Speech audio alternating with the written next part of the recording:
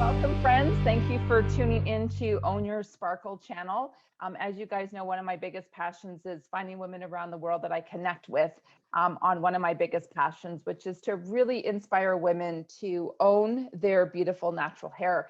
And today we have a special guest, Georgia, from the UK, just outside of London. Hi, Georgia. Hi. So exciting. So again, where do I find these amazing, beautiful women? On Instagram. I get to follow them. I get to get inspired by their stories and their favorite products and how to manage with crazy hair and curly hair, and just really helped me on my journey. So I was following Georgia. I was like, oh my gosh, I have to interview her. I want to know more. She's a mama bear. She's married. She's got a daughter. We were just talking beforehand about the joys of the ups and downs and the seasons of motherhood. But we are going to dive into understanding who Georgia is. So Georgia, I would love for you to just share with the audience a little bit about who you are, a little bit deep dive, your background. And then the first question that people always have is, what was the tipping point for you to say, I'm going to embrace this? So I'll let you take it over from here. Okay, so hi everyone. My name's Georgia. I was born in Greece, grew up in Australia, and now I live in the UK.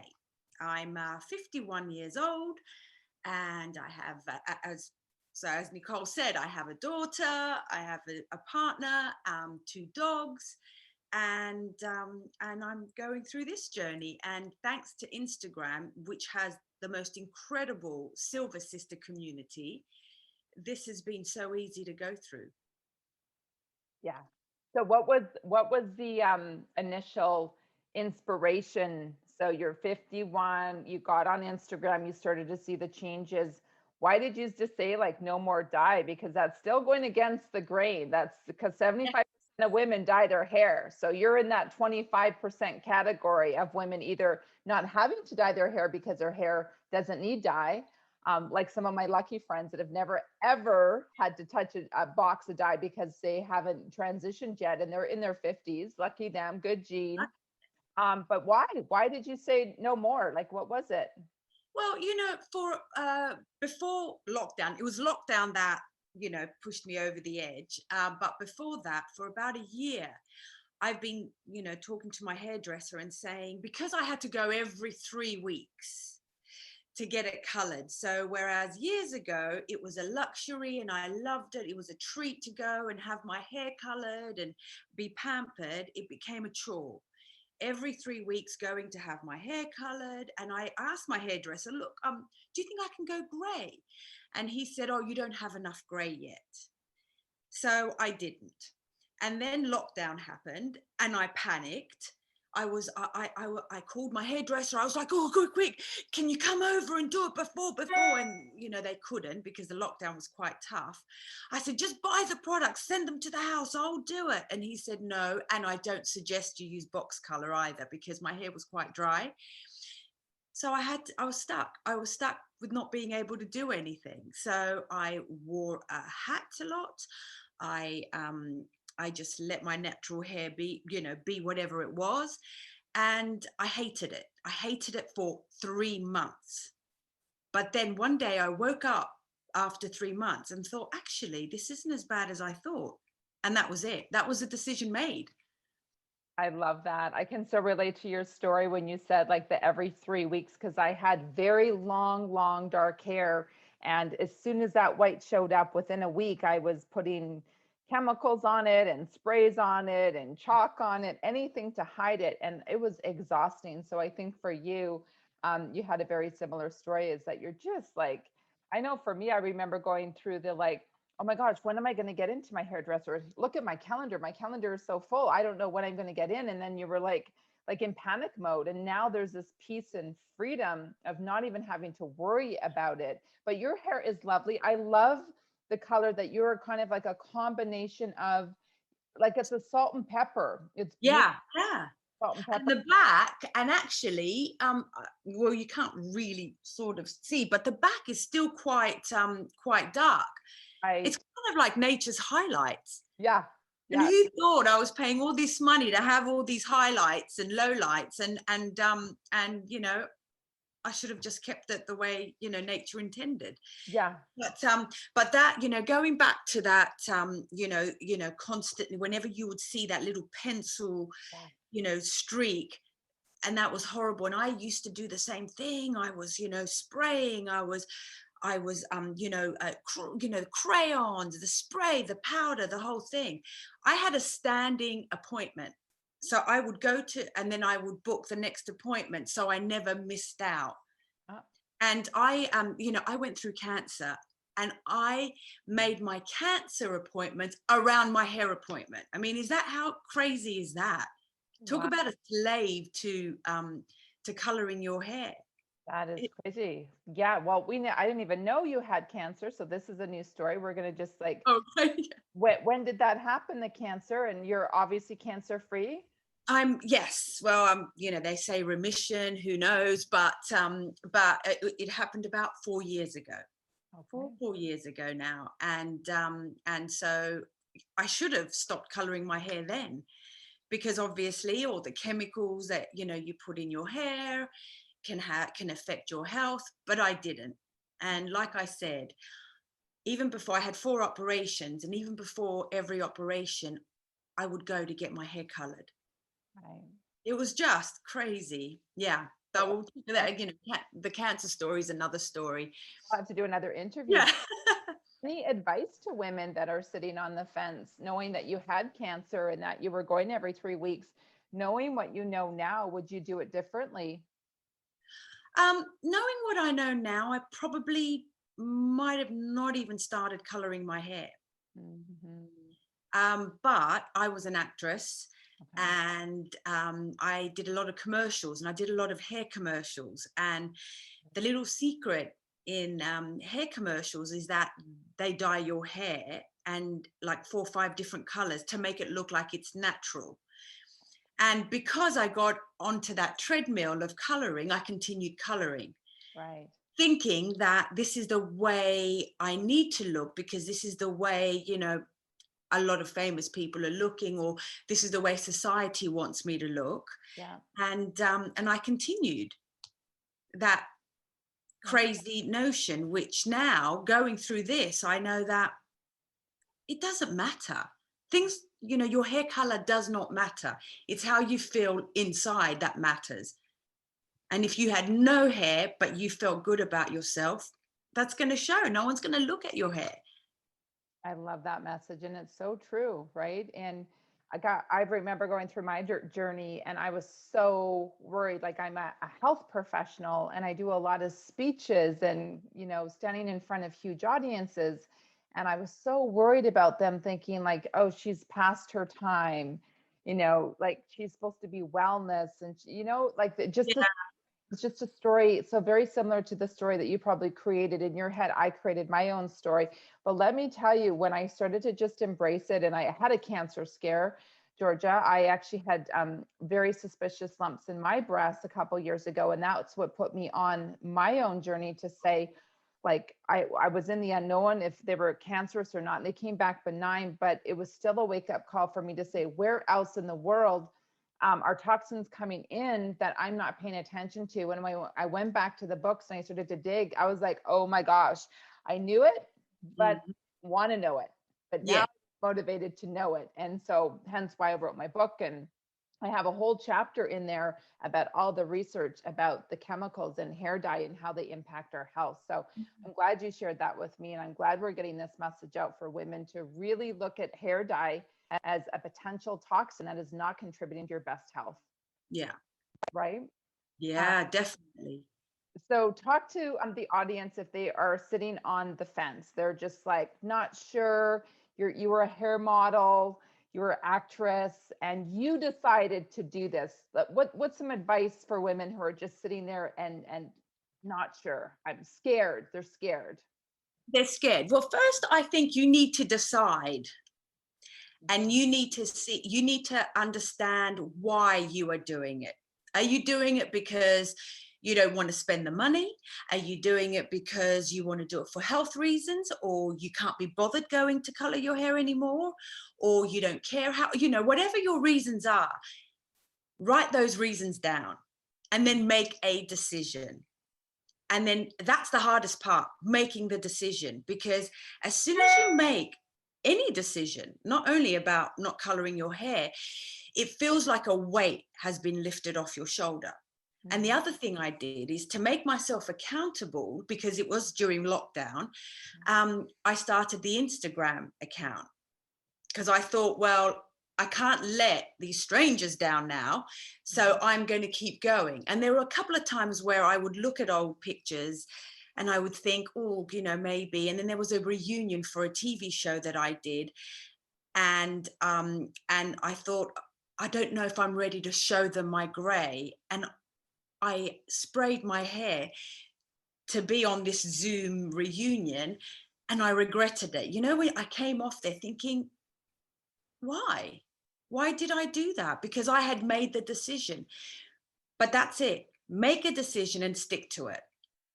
And I've got to tell you, I mean, you know, I'm sure we're going to talk about this later, and how incredibly more youthful gray hair can make you look, which surprised me, because I thought, no, my hair, I look better with, you know, darker hair. And only now people keep saying, you look really fresh. And I'm thinking, you don't hear that much with gray hair, do you? You don't hear you look fresh.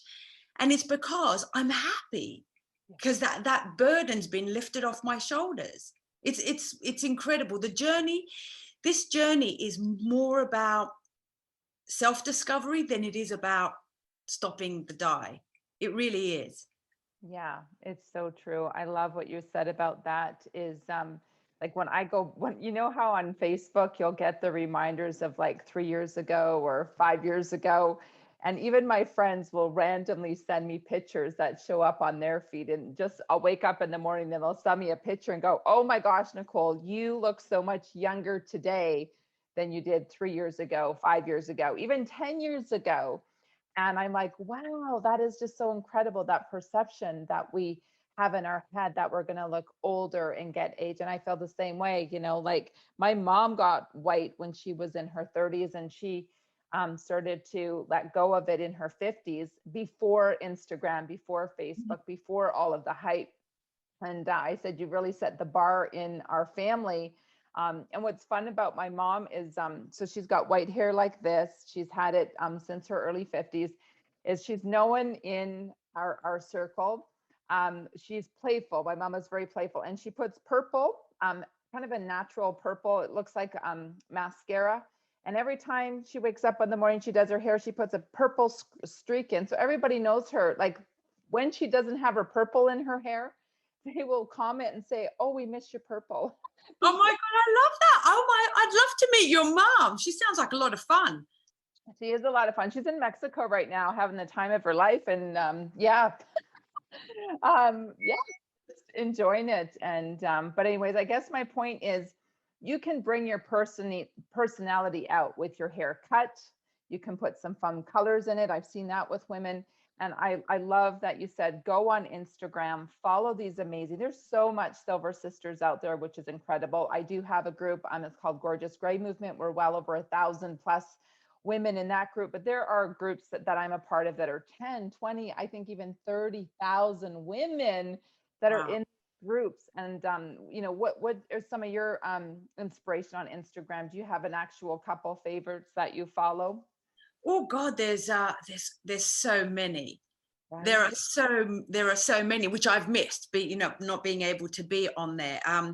So oh God, I'm just trying to remember what their names are on there. There's a lady called Louisa, who is, I think it's Silver Linings 70 or something like that. Oh gosh, I can't even remember without looking through my Instagram. Her name's Louisa. She's incredible. There's I can't even think. How bad's that? What I did is, you just go into the search engine and just like search gray or silver or natural, and a bunch will come up, and then you guys get to decide what you want to follow, who you want to follow. Yeah, it's so easy. So because everyone's going to want to know to follow you. What's your handle? And we'll put it down in the chat below. Oh, it's Georgia _goes_gray.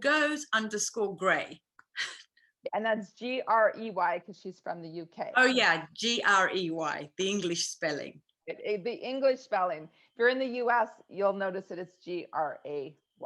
Yeah. Right. Awesome. Yeah, I'm just so grateful that you were able to jump on. You gave some good tips, some good knowledge. You're just growing it out cold turkey. Yes. What we'll do, last Yeah.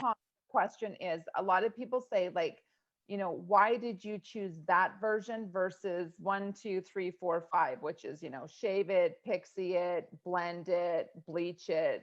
You went cold turkey. Why did you decide to do cold turkey? Originally, I wanted to have all my hair dyed grey. But unfortunately, because of constantly dyeing it, I had a thing called balayage where it was lighter down the bottom, the cancer and menopause. My hair became very dry. And so when I asked my hairdresser, right, I just dye it all grey, he said it wasn't possible because my hair will break off. Because to get it all grey, they have to bleach it. They first have to strip out the color and then bleach it. And unless your hair is really healthy, it won't be able to take it.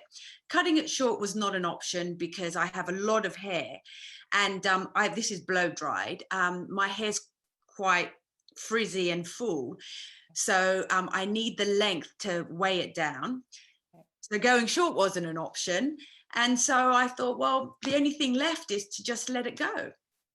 And so I like it.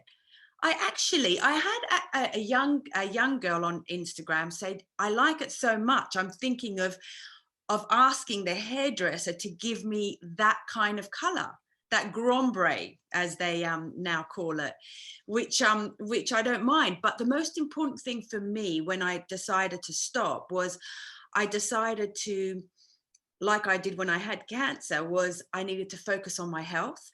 And so then I needed, with the grey transition, is to focus on the health of my hair. And so, taking supplements like biotin for the inside to help with hair and nails, using a lot of treatments in my hair, using a scalp oil and massaging my head. And my hair has never been healthier. And it's incredible how they also say that, oh yeah, but grey hair has this frizz and it's different hair. It's not different hair. If anything, this hair, not right now because I've got hairspray, but the hair feels much softer than the dyed bit. And actually, it's much easier to style. This bit is much easier to style than the dried end bit. So don't listen to that hype. And you'll see every hair is different, but everyone's hair is different. But the best decision I ever made. And that thing about people saying that you look, people say, oh, you look fresher, and that's because that heaviness of, oh, I've got to go color my hair again, I've got to go and do that again, oh my God, the grays, I don't want people to see it. That feeling makes you feel burdened. And so now I'm like, this is me. Accept me or not, this is who I am. And surprisingly, I haven't had any bad comments, whether I walk in the street, whether people are like, good on you, you're going natural. No one says anything bad, except my daughter when I first decided to go grey. She's like, no, don't do it. People are going to talk about you. And I said, I don't care. And no one's talked about me that I know of anyway. But and the first time I went out without, a hat or whatever, I was thinking, oh, everyone's going to look at me. Oh, they're going to comment, but they're going to whisper. No one cares. Nobody else cares about the color of your hair. Yeah, it's so true. And it's what a great message. And thank you so much for being brave enough to jump on and share your story. It's going to impact so many women. They just really need to hear more women rising up and saying that this is me. I am free. I get to choose what I want. Because you're a cancer survivor, you're sending a loud message to say, I'm taking care of me. I'm going to be strong. I'm going to be healthy. And I love your suggestions of some of the supplement, right? Doing the right thing so that you can have healthy hair. When we have healthy hair, we typically have a really healthy inside. And when we have a healthy inside, we have a healthy brain. And then we shine, we vibrate high. And hence why my Own Your Sparkle is all about sparkling at the highest, vibration so that you can have a pretty awesome life. So I thank you for your time. And I do want to give you a free copy of my book. I was just grabbing it here. So Get Naked with Your Natural Hair Color is my book. I wrote it a couple years, over the last 2 years of my journey. And it's all about my journey. It's well researched. It gives you options if you're not ready, but healthier options. I interview hair salon owners. I have health professionals in here that talk about how to have healthy hair, some of the tips and tricks and natural masks that you can do. I have a lot of stories in here. I actually have my mom in here. My mom actually has her story. You have the purple in her hair there? That's the purple in her hair. You can kind of see it. Yeah. So I'm going to send you a free copy. I'll get it off in the mail this week. So that can I ask one question? Is it available on, on Amazon and that? Yeah, you can totally. I'd like to buy it. I'd like to buy it. So, but thank you. But I would like to buy it because the other thing is I like to support, Silver Sisters. So, but, thank you. I will get it. That cover, you look incredible. Well, thank How was you. that? Yeah, I was posing naked and How did you feel? amazing. Yeah, amazing. It was a very comfortable, it was a 4-hour shoot. And we, of course, did many other, pictures with clothes on and off. And it was very, very freeing, very empowering. It represented my journey of going gray, which was taking the mask off, including the clothes, right? Accepting everything about yourself. It was very freeing to do that. Of course, my kids were horrified that their mom was posed, naked in an elegant way. Everything was covered. But I did it for other women to say that we can be brave. We can love everything about our bodies. We can love everything about our hair. And that's my message in my book, right? Is imagine if women could get naked with themselves, and it doesn't have to be on the cover of a book, but imagine the freedom that we could give women that permission to just be naked and be okay in their own skin. I love that message. And what's the book called? Can you show me the book again? Because I'm gonna buy it now. Sweet. Get Naked. I love that. Yeah. It's such an empowering picture as well. So empowering. Thank you. Yeah. Well, thank you so much for your time. I so appreciate it. Say bye to our viewers. We'll get this out in the social media world so you can hear Georgia's amazing, amazing story.